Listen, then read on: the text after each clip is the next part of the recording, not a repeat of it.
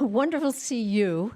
Thank you, Robin. I have a couple of images I'm going to share. You don't remember, but I'm going to share two. When I think of Maureen Dowd, I think it was like 20 years ago, and we were at a presidential nominating convention, one of the big conventions, and we happened to bump up against each other, and I'm just like following you around like lapdog, And it was like, I remember thinking at the time, you were just so lines of energy were coming out of your eyes, and I said, oh my God, it's like walking with a heat-seeking missile. And I pity whoever this lands on, right? And then the second one, I was telling you a little bit about this.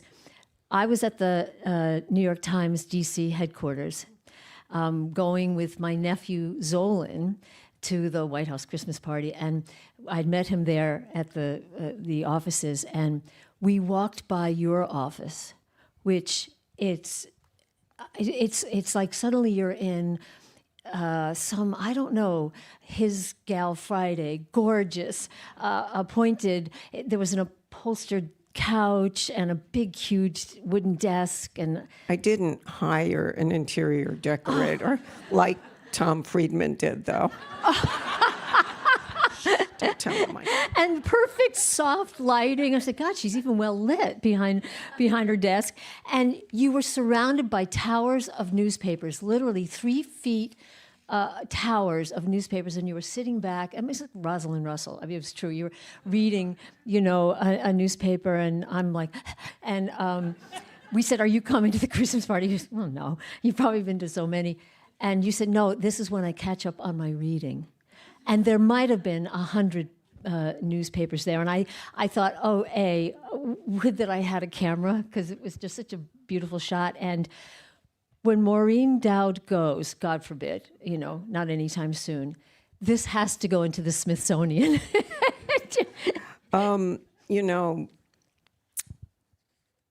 Graydon Carter, who is coming here soon, has a memoir out, and I interviewed him the other night, and he and I grew up, being in love with old black and white movies from the 30s and 40s, and for me, film noir, which was all about lighting. So I have the softest possible lights everywhere in my house and office. And if a restaurant has an overhead bulb in a booth, I'll unscrew it. And but the funny thing was, one day it was Take Your Kids to Work Day, and all these little kids were supposed to interview me as a project to do a profile of me. So this one little boy comes in and he goes, can you turn the lights in this office on? And I said, they're on, honey.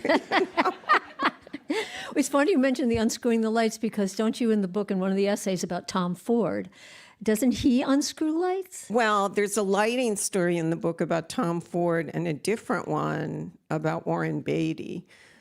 Tom Ford, he's not what you would think. I was very intimidated to meet him because, he's in all those old, I guess, was it Gucci or whatever, maybe it was his own brand, where he's with beautiful naked models, and he always looks perfect. And I didn't know what to expect, but he is a super sweet Texan and really, really nice guy. But,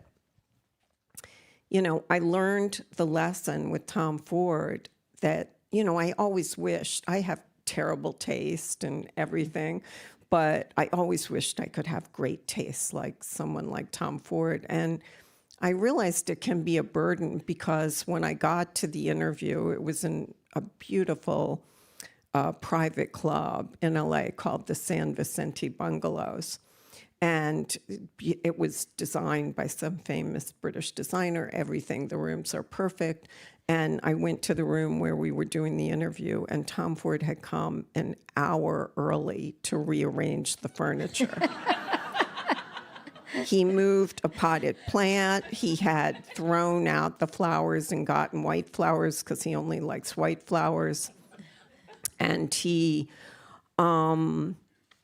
rearranged everything. And then after the interview, he actually bought this one room because he was so offended by the decor. And he's going to redesign it with like chocolate velvet walls. But he's so super sensitive to his surroundings that he can't enjoy them. And the lighting story is that because of that, Jeff Klein, who owns the San Vicente Bungalows, also owns the Sunset Tower Hotel. And Tom Ford loves to go there for dinner, but he realized there was a baby spot in the ceiling that was catching a bald spot. So he asked the Sunset Tower to install a switch so his baby spot could be turned off. So he has the most beautiful taste, but in a way he's a prisoner of that aesthetic sensibility. Yeah. And I never know when I interview designers if I get something of theirs to wear to the interview, if that's sucking up or it's paying respect. I can never decide. But anyway, I popped for a Tom Ford dress to wear to the interview. And it was this beautiful red chiffon sheer dress with a big velvet belt. And I did the interview, and the next day on the way home, on the plane, I was reading the New York Post, and I looked at page 6, and there is Priyanka Chopra in the same dress, and I realized I had on the belt backward. This is pathetic story. See, you're not burdened. But I called Tom Ford and I said, I'm looking at this picture and I realized I had on the belt backward, and I just wondered, did you notice that? And there was a long pause, and he said very sadly, yes. But I wanted to tell you the Warren Beatty one. So Warren Beatty cares more about lighting than anyone in the world. And if you ever saw the movie Love Affair, his face is completely in shadow the whole time. Well, that's not true. Joan Crawford, she thought her forehead was big, so she would have them. And if you ever look at her movies, the shadow begins here. And also Marlene Dietrich knew more about lighting than an electrician. But Warren Beatty, when I interviewed him in his office and then we went to his house for dinner with Annette Bening, it was very dark and I couldn't really even see my notebook. And then we got to the house and he wanted to read me something, a quote from someone, and he had to literally get a flashlight to look at the paper and read it. And I was having dinner after the interview with a friend of mine, Alessandra Stanley, at a restaurant in New York, and she's, how did the interview go? And I was telling her, and I said, I didn't put that in the piece because you and I love dim lighting, and it didn't seem fair to mention it. And Alessandra looked at me and goes, get up right now. This was in the era of payphones. Go to the payphone in the back and call it in. And so I did. Oh, we could be here all night, I think. We're going to get, by the way, a couple of things. We're going to get to your other job, the column and everything that's going on today. But sticking with these, and I should mention one other thing. I kind of ran by it, but my nephew, Zolan, Cambridge Ringe in Latin and Northeastern graduate, is a White House correspondent for the New York Times now, and right around the corner from you and Maggie Haberman and others have been so kind to him, and it means so much to me. Well, he's a doll. Well, it means a lot.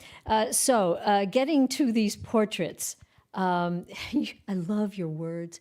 You use words like Scorpius, which means a wider scope, stardust, sketches of ensorcelling people. That's my favorite word. I always try and work that in. Bewitching people? Ensorceling? Yeah, what is that? Yeah. And then, I'm friends with Aaron Sorkin, and then he put it in his Yes, you are. Chicago 7 movie or something. He had Abby Hoffman or something saying ensorceling. It was so stupid. Well, let's talk about, let's just do three at once. I refer to them as the blue-eyed cowboys, kind of. Robert Redford, Paul Newman, and Kevin Costner. And I found it so interesting. All three beautiful actors with beautiful eyes. But of Paul Newman, you write, his cerulean eyes have become a symbol of his stardom. But to Newman, they have become a symbol of his struggle to be thought of as a craftsman. He retreated because of the way people saw him. I don't know if any of you guys read his memoir. It wasn't a memoir. It was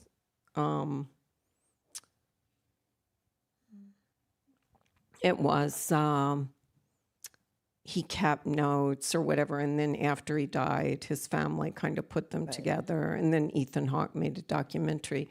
But he is constantly struggling with this idea of being a sex symbol. He hated it. And because of that, he stopped transmitting vibes and was very guarded and cut off. And I could see why, because when I went out with him and his racing team in the Midwest somewhere, and, we were at the bar after the race, and women just came up and literally just would pull up a chair and sit down at the table and proposition him. And he, after a few minutes, he said, "I'm going to go to my room." So I understood why he got guarded, but it was really paradoxical because it meant he wasn't really sexy. Because in order to be sexy, you have to be giving out vibes. And I had his poster on my wall as a teenager, the one with the white T-shirt, and I was so obsessed with him. And then, it was just funny to be with him and realize, what that struggle of being a sex symbol did to him. Right. Robert Redford retreated even earlier. He told you when he was a kid, boys would yell out "arf, arf" around him, and it meant anti-Redford Federation, and he was hurt. Yeah, he was also, I thought Paul Newman and Robert Redford were both incredible people, very generous and creative, but Redford was also very guarded, for the same reasons. Yeah. And what the heck happened to Kevin Costner? He cranky, as he's been described as cranky in his visit with you. At one point, he's walking with you down the street. It's the beginning of the story, and some women come up, take a picture, and he yells at them. Well, this is another guy I had a huge crush on. Right. And I still really love watching him in movies and TV, and I really like his bold moves in Hollywood where everyone is so safe and just making comic book movies. He's trying different things.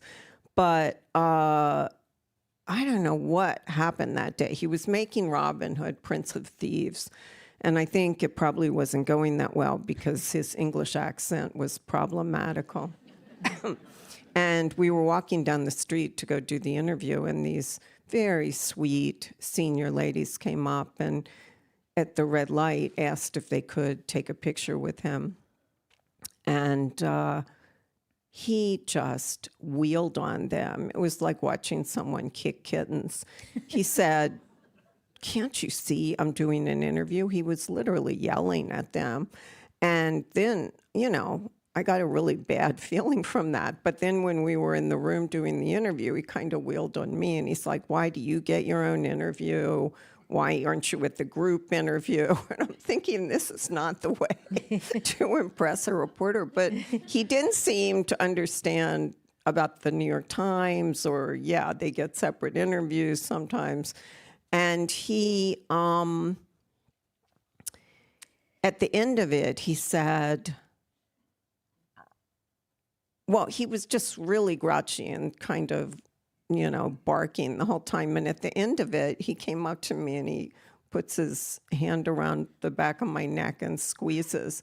And he goes, "Don't worry, everybody has an off day." And I'm like, you're the one having the off day. And then he said, are you going to play this tape for your girlfriends? And I said, I interviewed Paul Newman and I didn't play that tape for my girlfriend, so certainly I'm not going to play yours. It made me feel sad, though. Really feel sad because something's up, something's wrong, you know. Well, that's why I wanted to do this book, because it's very interesting to talk to people with power, either in politics or in Hollywood or in Silicon Valley, at the height of their power, and see how they use that power. Mm-hmm. And do they abuse it? Did they lose it? Did they use it well for good, or do they use it badly? Like there's an interview with Eddie Murphy at the height of his power, and he was being accused of being surly and having an entourage. So then he spent the whole interview yelling about why people thought he had an entourage and was surly. So, I'm just fascinated. I study Shakespeare a lot, and that's what I base my political reporting on. And in Shakespeare, the fatal flaw is often you become your own worst enemy, at the very moment when you're in a good spot, but you don't know it. Yeah. Uma Thurman, I think you're the first she spoke to about Harvey Weinstein, and this was a big deal interview. She opened up about him, also how director Quentin Tarantino almost killed her when he insisted she do her own stunt driving. And this is such an eye-catching, it's the first story in the book, and the first line, yes, Uma Thurman is mad. She has been raped, she's been sexually assaulted, she's been mangled in hot steel. That's the car accident after he made her do the stunt driving. You were the first person she talked to. Give us some context, where we were in time and the Me Too movement. That was her real life. Yeah. That was not the movie. No, that was what really happened. So, talk about how did you get that interview? Did she come to you? And what were you thinking about the importance of it in that moment? I saw a quote of hers that was kind of elliptical, but indicated she had had some problems in Hollywood. And I went to interview her. I asked if I could talk to her, and she was doing a play in New York. And I went to interview her, and she, did have kind of a bad experience with Harvey Weinstein. But then the more painful experience was with her collaborator in movies, Quentin Tarantino, where in Kill Bill, he was supposed to get her a car that wasn't a gear shift car, and he was supposed to put her on a route without a curve in the road.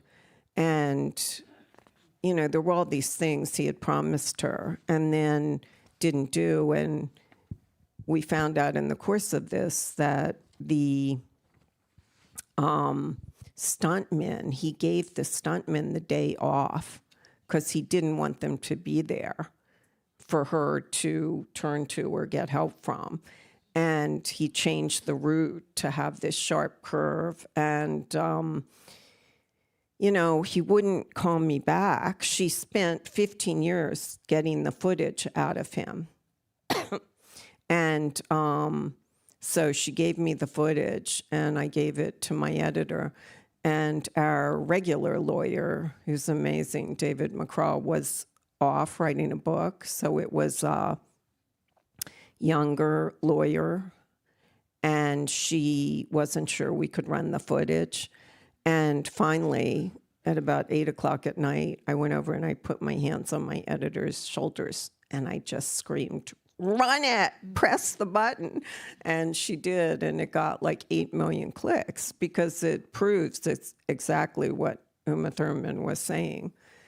And, it was a little bit like, he was clearly in love with her, and she was married to someone else. And I felt like there was a little bit of Alfred Hitchcock, to behead her in the birds, like when he released the birds on her over and over. Like, he didn't take care with her as he should have. And You're talking about Quentin. yeah. Yeah. And Ethan Hawke, her husband, had to rush the set and say she's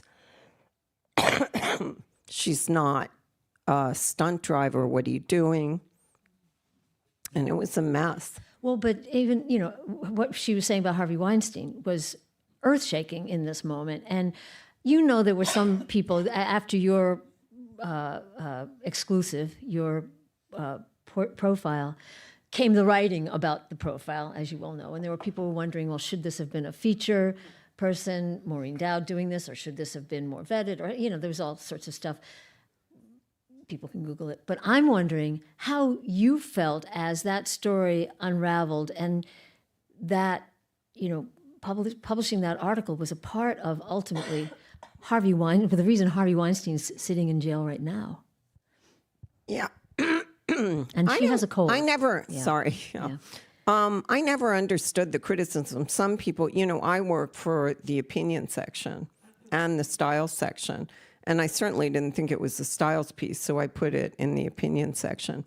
But we have news in the opinion section, and some people were saying, well, it shouldn't have been in the opinion section because it wasn't her opinion. But I thought that was stupid. I mean, we do interviews with presidents in the opinion section. It's a hard news section. Yeah.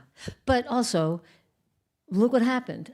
I mean, do you feel like you maybe being the vessel that a journalist is, played a small part in that? A small part. I mean, the credit goes to Jodi Kantor and Megan Twohey, who broke all of the Me Too stories in the Times and won the Pulitzer and did an amazing job. I mean, I think they didn't talk to Uma because her story was more complicated. And the story with Quentin was very interesting. Here was a director in love with his star, and yet he put her in jeopardy. And she says she still has spinal pain and back pain to this day about that. And although they are, still in contact, and her daughter was in, his movie about Hollywood. So they have a very complex relationship. But she said that she was more hurt by that than anything else in her career, because she thought she was operating in an arena of trust with him. Yeah. And then she realized she wasn't. What would you ask Harvey Weinstein if you could? Well, Harvey Weinstein, it's very interesting because I was holed up with my then assistant in a hotel room in New York, and we were doing the story, and then we went back over to Uma's apartment to check some things about the story, and she got a call, and it was Sean McCreesh, my assistant, who got a call from a celebrity reporter who was friends with Harvey Weinstein, and they were using Sean's fact-checking questions to Harvey as a way to kind of scoop us and debunk us. And I realized, oh my God, if this is Harvey handcuffed, at this point he was in a rehab facility in Arizona playing Scrabble, but he was able to work the phones and, maneuver this elaborate plan to debunk and kill the story. Even with like all of his powers diminished, he was still terrifying to work with. It gave me a good feeling. I mean, an accurate feeling of what it would have been like to work with him at full strength. But Uma is, she was in La Liaison Dangereuse playing the young, innocent virgin, but she's really more like the older woman who has a lot of wiles and stratagems. And she didn't blink an eye. She goes, I will take care of this. And she called this reporter and said if he just waited a couple days, she would give him an interview. And she shut the whole thing down. I mean, I would not want to be on her bad side because that woman knows how to get her way in 5 different ways. I want to talk a little about you, Maureen. Daughter of a Capitol Hill cop? No, a DC police detective who was in charge of Senate security for 20 years. And he was in charge of the Capitol Hill cop. I'm sorry, I shouldn't have. Yeah, I was shorthanding it, but you're right. And I always think of you and January 6th and the things you wrote about, being the daughter.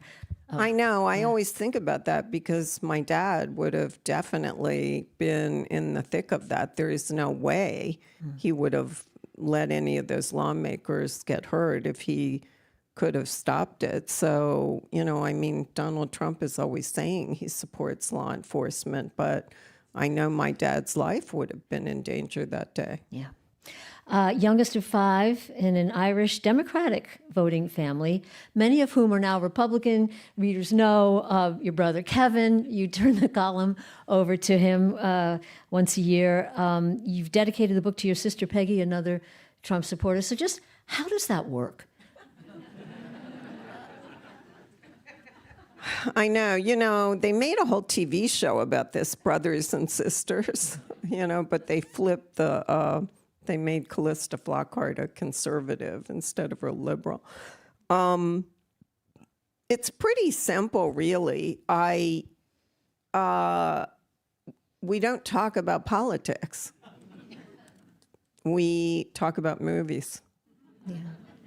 Yeah, so...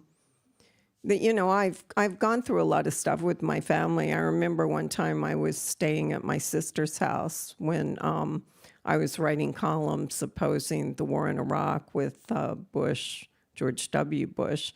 And one day I came home and my whole room, the floor was all torn up. And my sister goes, "Yeah, I just need to redecorate that room."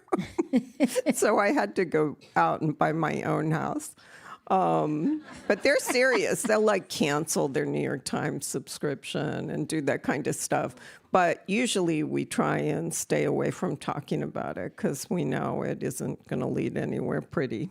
Well, that by the way, I was supposed to let you know, and Steve, you can put it back up here, that if you have questions for Maureen, I may let you in because I have so many of my own. But if you do, you can go to slido.com and put in Dowd. I think I have this memorized. And we have a question now. You've just answered the question someone has. Have their views changed now during this administration? What's happening now? No, I thought January 6th might because they both worked on Capitol Hill and my dad got them jobs. Well, my sister was upset about the way Trump and J.D. Vance treated Zelensky in the Oval Office. But in the end, you know how Trump is. He just gets you back like the Godfather. I don't know, for the people who like him. Well, let's talk a little bit about how Trump is, but first from a point of view of the book, because one of your essays is about the tech bros in Silicon Valley, Elon Musk at their center. I think this is 2017. And you're writing about, at the time, the big debate among them about AI and whether or not it was going to be the end of the world as we know it or a good thing. Now. There he is. And you are primarily interviewing Elon Musk, and it's astonishing. I'm looking here. I have too many things here. It's astonishing some of the things he says back in 2017. He was very much against Donald Trump back then. Yeah. Well, that's why also it's interesting to see these pieces at a certain point in people's lives. He was anti-Trump, and, I got interested in AI from something Elon Musk said, where he said that we needed to find the kill switch for AI so that if it got out of control, we would know how to get it back in control before it killed us. And he said his own best friends, like Sergey Brin and Larry Page at Google, might be summoning the demon. They might be making something that they wouldn't be able to control. So I decided to go out to Silicon Valley and just drive around from the point of view of a completely naive person on the subject and talk to all the big shots out there. And my view is aligned with Elon. So, he wanted to be a defender of carbon-based beings. He wanted to try and defend humanity. And that's why he wants to go to Mars. And that's why he and Sam Altman formed this OpenAI so they could keep watch on all the other AI places that might be creating evil AI.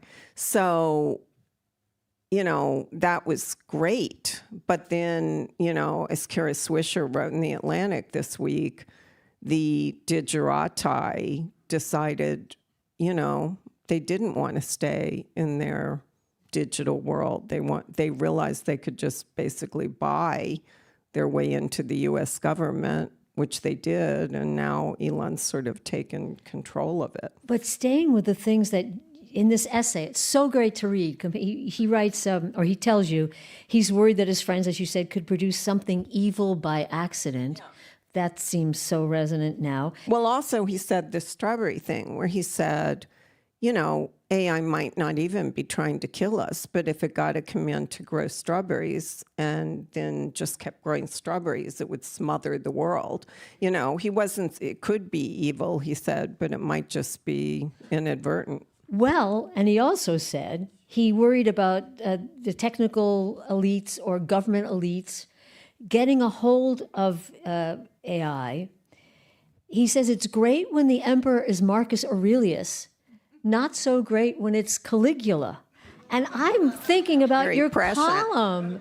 Your column a couple weeks ago. I've been reading a book called How to Be a Bad Emperor, an ancient guide to truly terrible leaders, written by Suetonius, in which he writes of Caligula's propensity to give in to every whim and the relish he took in putting down others with cruel remarks sound familiar, you write. It's amazing to see Musk also summoning Caligula and now potentially working with him. Yeah, it's crazy. I have another essay in the book about Peter Thiel. And Peter Thiel said so many interesting things in this piece.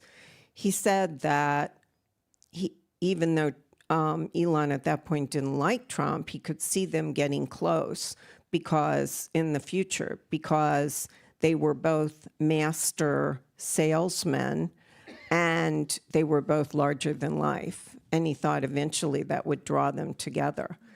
And he also told two stories about Elon from the PayPal days, where one of them was that they had a poker game at PayPal and Elon jumped in the game and bet everything and, lost everything. And I think he lost, but whatever. Afterwards, he says to Peter Thiel, "How did I do? Because I don't know how to play poker." And that reminded me so much of Doge. But then he tells another story where he says to Peter Thiel, "Get in my McLaren sports car." And there were no seatbelts, or, Peter Thiel didn't put on a seatbelt.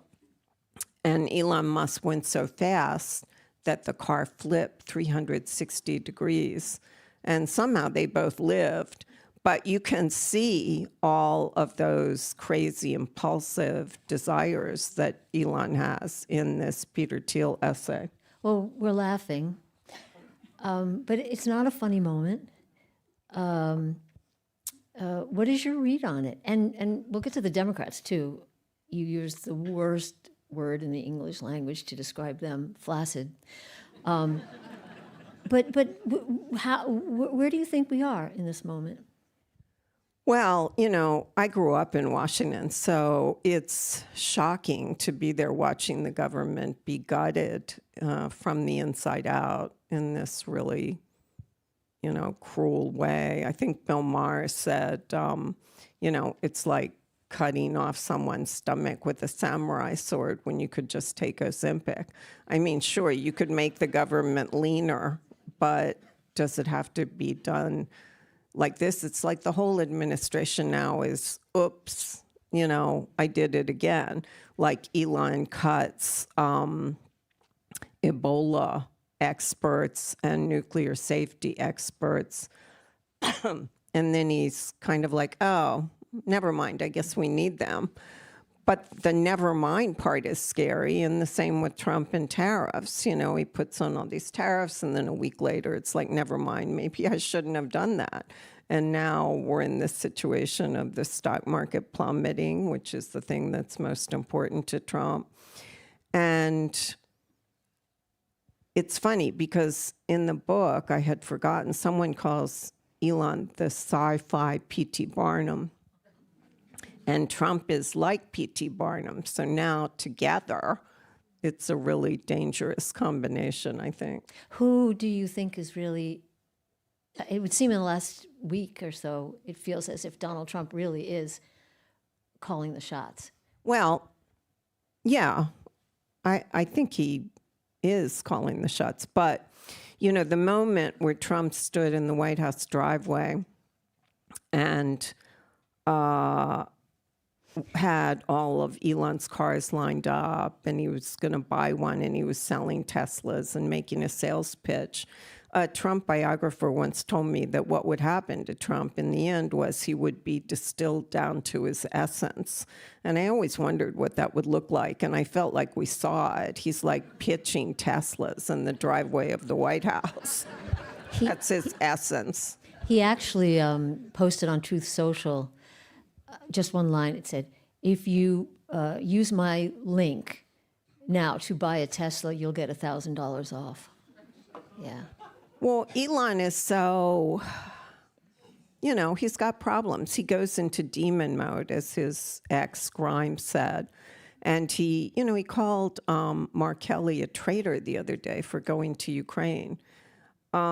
He just, Mark Kelly, who served, been an astronaut. Mark Kelly, who served in the military. And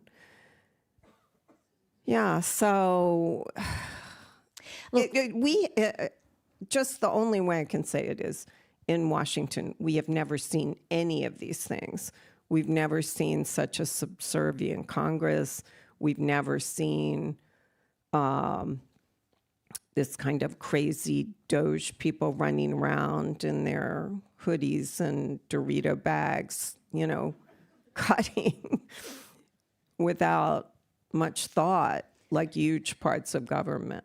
But Kevin, you have insight, I think, because Kevin, look, anyone who identifies closely with anything on the left or the right, it's hard for you to let go of that because it becomes your identity. It's hard for you to hear someone tell you that that's not true what you think because it's your identity. And I'm sure we have that kind of connection on people in the mainstream, but this is definitely seems to be true of Trump voters, and I can't imagine how you write how you're feeling right now about how you address this, because how can you write anything more than I'm looking at one of your sentences. After pillaging and gutting the U.S. government, the Western alliance, and our relationship with Zelensky, Trump is thinking of himself as a king and cogitating on a third term. He basks in the magniloquent rhetoric of acolytes, genuflecting to an instrument of divine providence. I mean, your writing has been scathing. I'm wondering if you are thinking, what more can I do or say? Yeah, it's hard because I remember when I was covering Dick Cheney, I used to have to look in the thesaurus to come up with different words for liar. Because before Trump, the times we weren't even allowed to call a president or vice president a liar, but we can now. But, Maggie Haberman and I had this talk when Trump got elected. It's hard because you feel like you have said things very clearly, but you have to rethink and realize what an important moment in history this is. And Trump also is very different this time because he's got much more imperialistic tendencies. He used to be more isolationist. Now he wants to take over Panama and Canada and Greenland and Kennedy Center in DC. You know, I mean, it's crazy. He said, was it Greenland in this presidential address he had? He said, we're going to get it one way or another. You know, Trump was never like that before. I mean, he really seemed to kind of disdain war and think it was time better used on business. He'd always be talking about how North Korea should have oceanfront hotels and, you know. Oh, Jared Kushner Gaza. said, Gaza. Yeah. He said that a year ago at Harvard. Yeah, and Trump picked it up from him. Yeah. But, you know, now I'm surprised at this, but he's very much more acquisitive, and that's not a good thing with him. Well, but when does surprise turn to, well, actually, this may be the moment? I mean, we have a question from someone here, and you know, you start wondering, when do you actually verbalize this on an NPR program, or, you know, is democracy in danger? I mean, we had a meeting with our program the other day, and I was saying something about, well, you have people saying that the Supreme Court, people like Vance and Elon Musk saying, well, we don't think the judges should have a say over a president, or we think that we can cancel spending that's already been okayed by Congress. These are clearly unconstitutional thoughts. And we had a segment on about, is democracy, you know, is it really threatened? And someone in the room said, do you really think democracy, you know, might end? And yes, you know. Yeah, I didn't think so. You know, I wasn't that worried about it the first term because compared to Dick Cheney would be doing very scary things behind the scenes for years before you would know about it. And he had the respect of Washington reporters. But with Trump, I thought it was better because you would see what he was doing in real time. He would tell you the bad thing he was about to do, like Richard III, when he breaks the fourth wall and sort of with humor tells you the bad thing he's going to do. But yeah, I think, but this time I find it much more scary because the minute this wolf pack of Doge kids had all the power in the entire country and were able to go into agencies and basically cut them in half or close them and just show up at the door and get in, and Congress did nothing or acted like they could do nothing. I mean, I think at that moment I got really scared about democracy. Yeah. Well, but when do you take all the Maureen Dowd marvelous fun language, the deliciousness out of a column? Just strip it all and say that. Maybe Sunday. Yeah. Thanks for the idea. Anytime. Well, the book is a great respite from a lot of this because I was hoping it would be a respite, but now Trump, with his feral genius, has kind of lured us all back in where we have to watch what he's doing every minute because it is so insane. So, you know, I was hoping it would be a diversion from that, but it is hard to look away, I admit. Although Trump is a running character in this book, a lot of the people are talking about him. He's like the offstage character that everyone is obsessing on. You know, Larry David is trashing him. Peter Thiel is defending him. Elon is critical of him. So he runs through most of the pieces. Well, and now he runs through every moment of our lives. And, you know, again, I'm really conscious of your brother and sister. You know, I'm really conscious. I have my high school best friend, and how, you know, we had a we had a segment on Christian nationalism on the other day, and this notion that Christian nationalists who believe this should be a Christian country with Christian values, whether or not that means democracy has to go. And they say this, we hear them saying it. And this Christian nationalism has torn apart communities, torn apart churches, torn apart families. And I'm just feeling, well, it's the same, the kind of wrecking ball that we're seeing in Washington is also wrecking families, driving people apart. And then potentially, Canadians don't think Trump is kidding about absorbing Canada because he wants their shipping lanes. They don't think he's kidding. And when do we start talking about, really talking seriously about how far this could go? And are we the ones who are going to say, gee, I didn't think it could happen here, Sinclair Lewis? Yeah, well, we've been very careful in my family because we know how easy it would be to let it blow us up. But I remember when my sister was mad at me about criticizing Bush on the Iraq War, one day she said, I'm not going to be mad at you anymore because I realized that when I'm dying, you're going to be in the hospital room holding my hand, not George W. Bush. I said, yeah, that's right. I love that. I love that.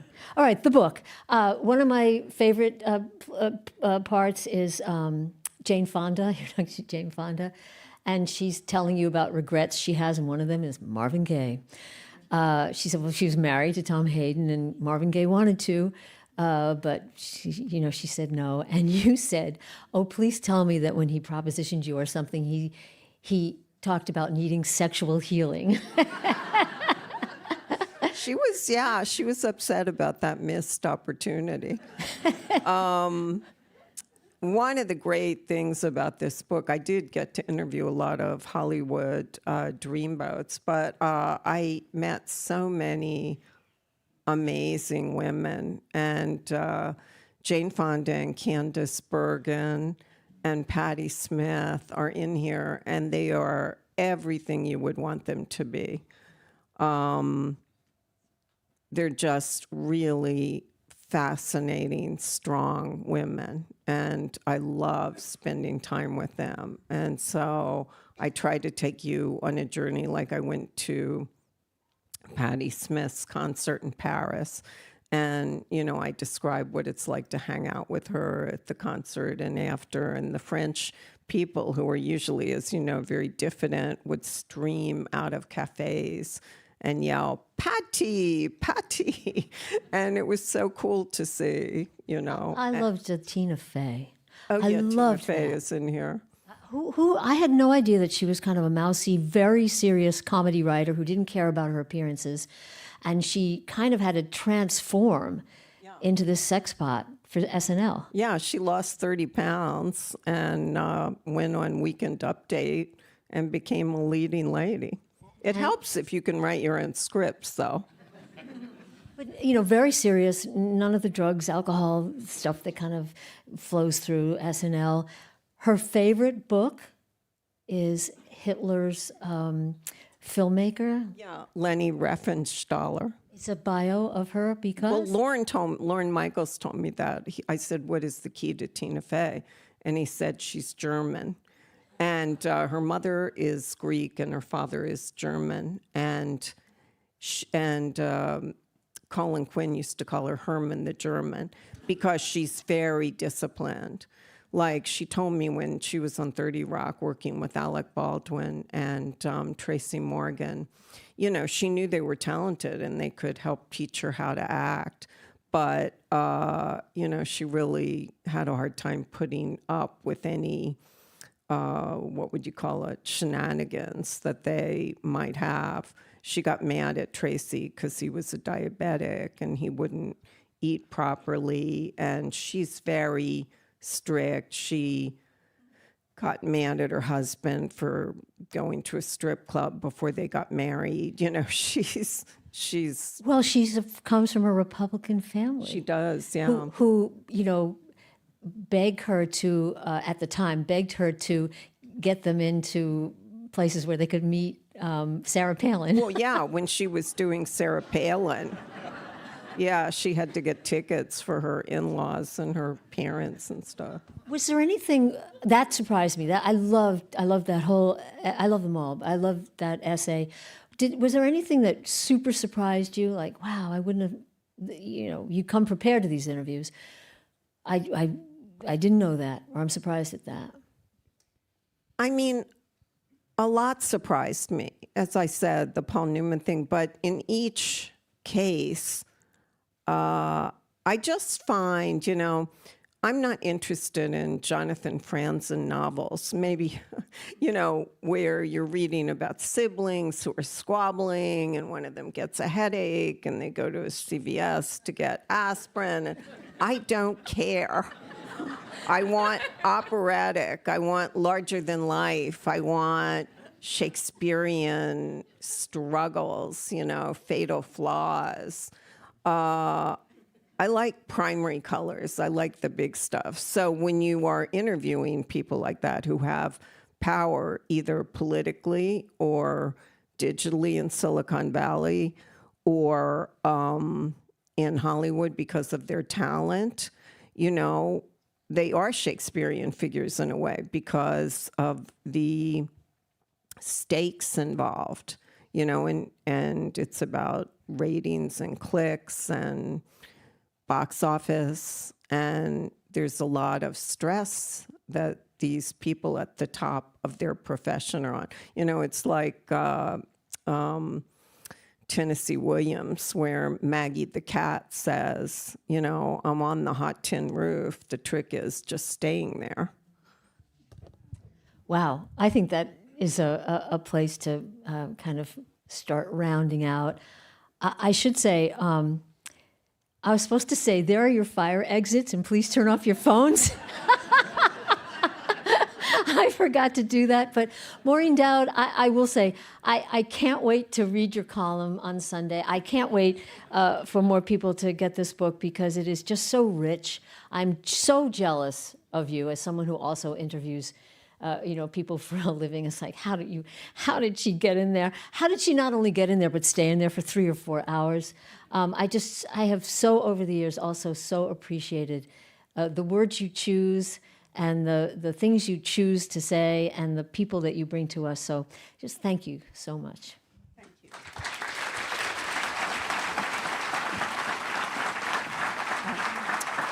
So, Robin Young and Maureen Dowd, I think it's easy to say you did not disappoint. The two of you are magnificent. The book is magnificent. Thank you so much again for being here with us. Let's give them another round of applause.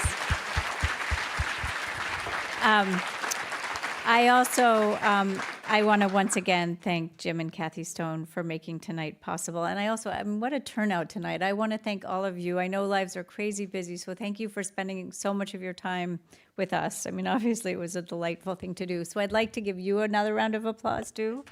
Thank you. Thank you for being with WBUR.